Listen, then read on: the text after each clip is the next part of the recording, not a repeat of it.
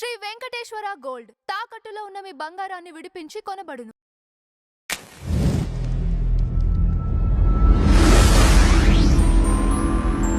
నమస్కారం రాజేష్ గారు. నమస్కారం. సునీల్ కుమార్ గారు ఒక స్టేట్మెంట్ ఇచ్చారు.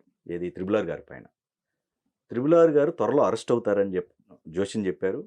పైగా అతను ఇప్పుడు ఉన్న కూటమి ప్రభుత్వం ప్రతిష్ట అనే దిగజార్చే విధంగా ఉంటుంది, త్వరగా అతను తొలగించండి అని చెప్పేసి స్టేట్మెంట్ ఇవ్వడం జరిగింది. అంటే రఘురామకృష్ణరాజు గారికి ఆయనకి చాలా వ్యాపారాలు ఉన్నాయి, పరిశ్రమలు ఉన్నాయి. ఆయన పవర్ జనరేషన్ సెక్టర్లో ఉన్నారు. వాటికి సంబంధించిన లోన్స్ ఏదో ఆయన వేరే వైపు మళ్లించారు అని చెప్పని కేసులు నమోదై ఉన్నాయి.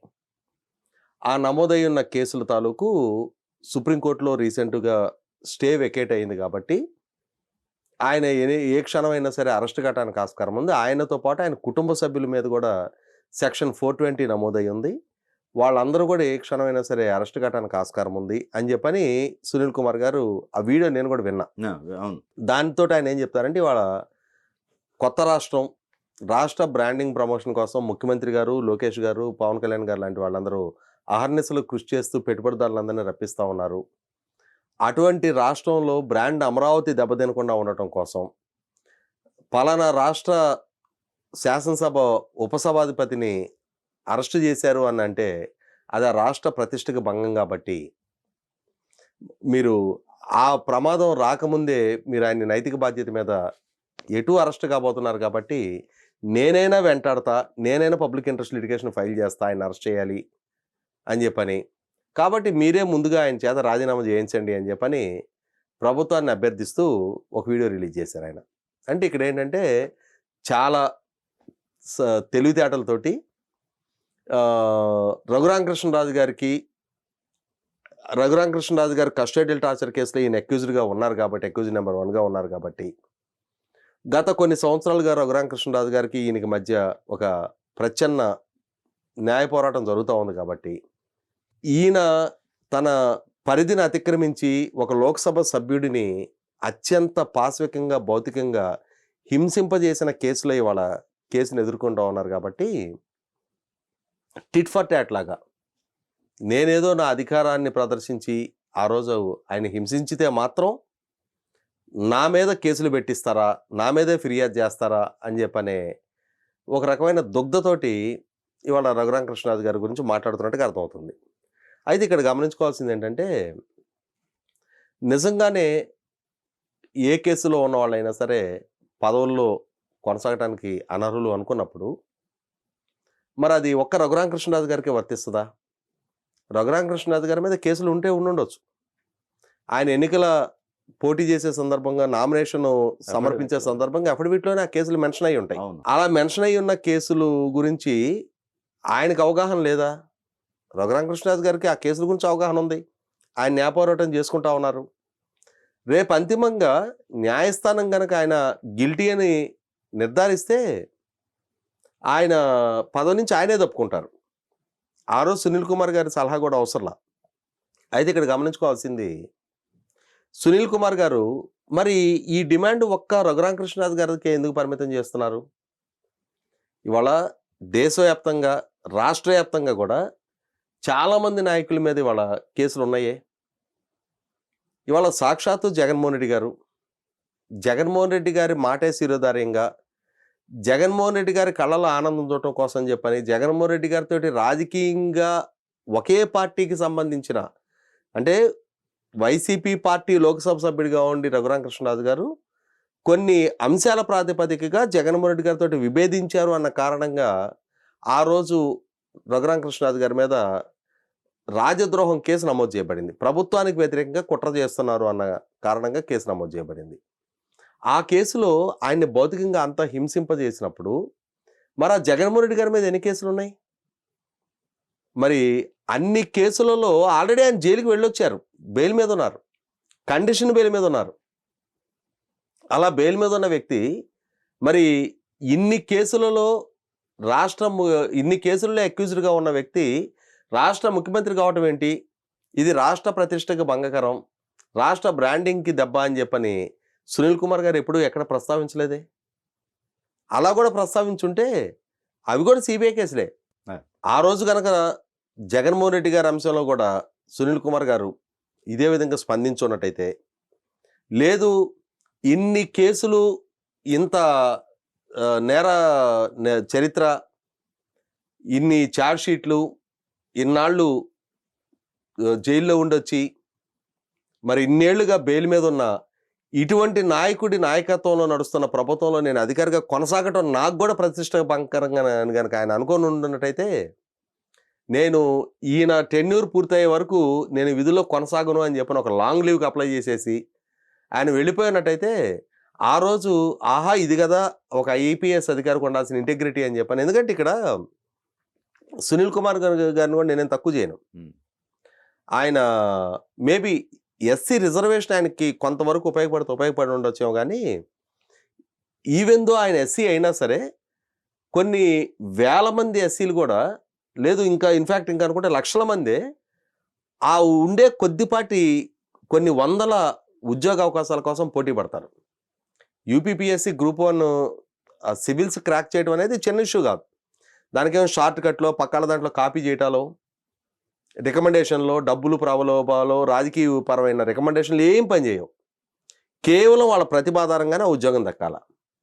మరి అటువంటి ప్రతిభని ప్రదర్శించి ఆ ఉద్యోగాన్ని దక్కించుకున్న సునీల్ కుమార్ గారు మంచి సామాజిక స్పృహ కలిగిన ఐపీఎస్ అధికారిగా సమాజంలో జరుగుతున్న కొన్ని కులపరమైన వివక్షలు ఇటువంటి వాటి మీద స్పందిస్తూ మంచి మంచి బుక్స్ కూడా రాశారు ఆయన. మరి అంతటి సామాజిక స్పృహ కలిగిన ఆయనే ప్రస్తావించినట్టుగా ఇవాళ రాజకీయాలు నేరమయం కాకూడదు అన్న అంశం ప్రాతిపదికగానే ఆయన కాన్షియస్నెస్ పనిచేస్తే, మరి నేరాలకు పుట్టినలాగా ఉన్న జగన్మోహన్ రెడ్డి గారి నాయకత్వం ఎలా పనిచేశారు, ఎందుకు పనిచేశారు? ఆయన ఆదేశాలే శిరోధార్యం అని చెప్పని ఆయన రాజకీయ ఎజెండాను అమలుపరచడం కోసం రఘురామకృష్ణరాజు గారికి జగన్మోహన్ రెడ్డి గారికి ఏమీ వ్యక్తిగత వైరుధ్యాలు కాదు, కేవలం ఒక అంశం ప్రాతిపదికగా ఏర్పడ్డ ఆ గ్యాపు అది పూడ్చలేని అగాధంగా మారింది. దాన్ని అలా పెంచుకుంటూ వెళ్ళింది సాక్షాత్తు జగన్మోహన్ రెడ్డి గారే.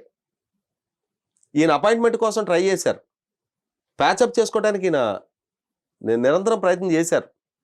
చేసినా కూడా అవకాశం ఆయన ఇవ్వకుండా ఆ గ్యాప్ అలాగే మెయింటైన్ చేస్తూ, ఆయన్ని బెదిరిస్తూ, ఆయన నియోజకవర్గంలో కూడా రానివ్వకుండా కట్టడి చేస్తూ, ఆ నియోజకవర్గ పరిధిలో ఉన్న శాసనసభ్యులు అందరి చేత ఆయన మీద కేసులు నమోదు చేయించుతూ, వాళ్ళ సోషల్ మీడియాలో ఆయన్ని బూతులు తిట్టిస్తూ, చిలికి గాలివల్లాగా తయారు చేసింది జగన్మోహన్ రెడ్డి గారే. అంటే ఆయనని కనీస మాత్రం ఒక లోక్సభ సభ్యుడిగా కూడా గౌరవించాల. అన్నిటికన్నా ముఖ్యంగా ఇంకొక అడుగు ముందుకేసి మాట్లాడుకుంటే, జగన్మోహన్ రెడ్డి గారి మీద అక్రమాస్తుల కేసులు నమోదయ్యి ఉంది. నాడు జేడీ లక్ష్మణ్ గారు ఆ కేసు విచారణ జరుపుతూ ఉన్నారు.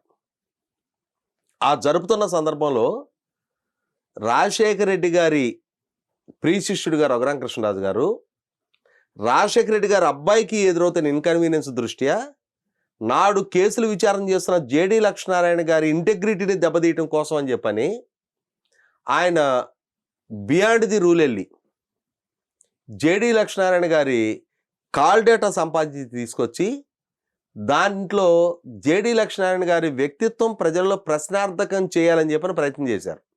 ఒక రకమైన సాహసం అది. దాని పర్యవసానం జేడీ లక్ష్మీనారాయణ గారు లీగల్ ప్రొసీడింగ్స్కి సిద్ధపడితే అప్పటికి కానీ రఘురామకృష్ణరాజు గారికి తాను చేసిన తప్పేంటి అనేది రియలైజ్ అవ్వాల. ఇమ్మీడియట్గా జేడీ లక్ష్మీనారాయణ గారికి అపాలజీ చెప్పారు.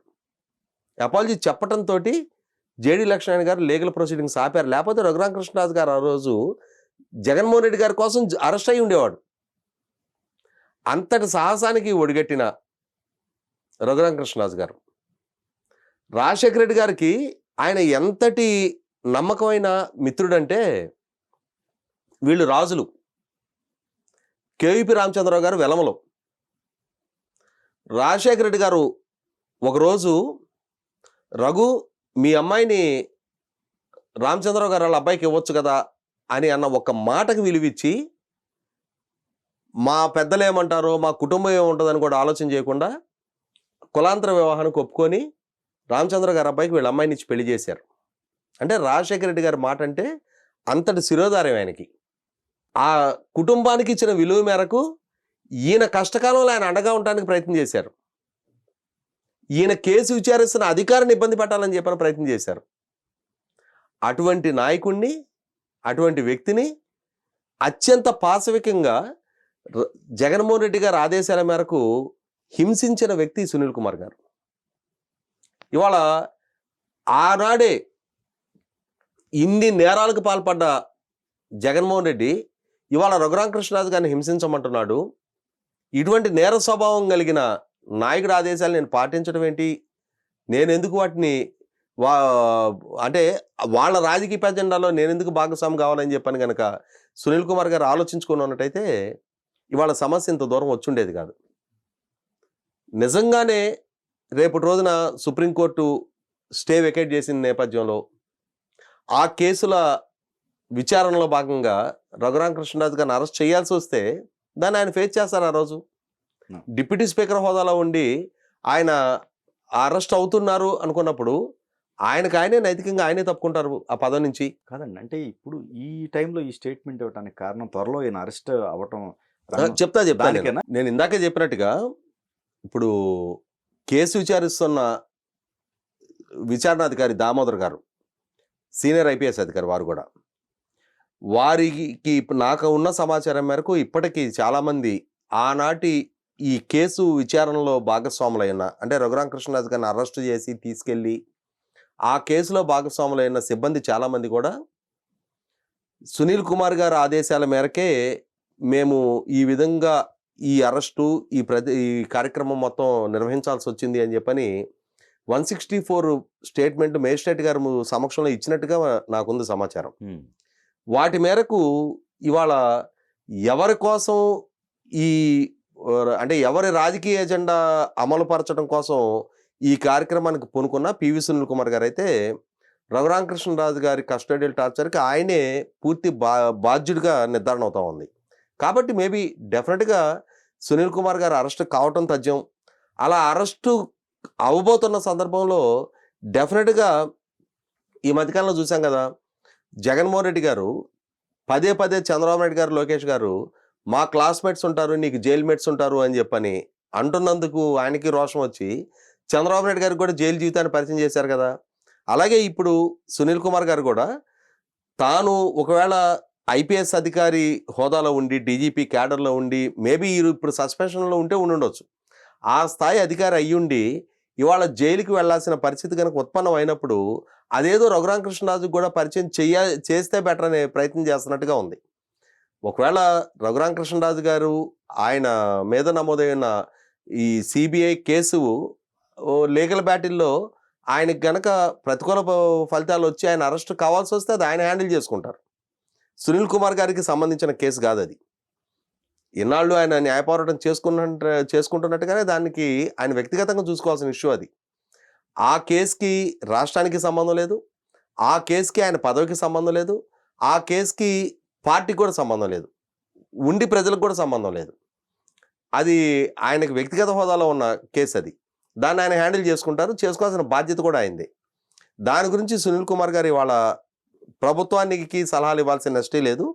ఇవాళ తన మీద నమోదైన కేసు తాలూకు, తన ప్రమేయం నిర్ధారణ అవుతున్న కేసు తాలూకు తాను వివరణ ఇవ్వాల్సిన అవసరం ఉంటుంది, విచారణ ఎదుర్కోవాల్సిన అవసరం ఉంటుంది.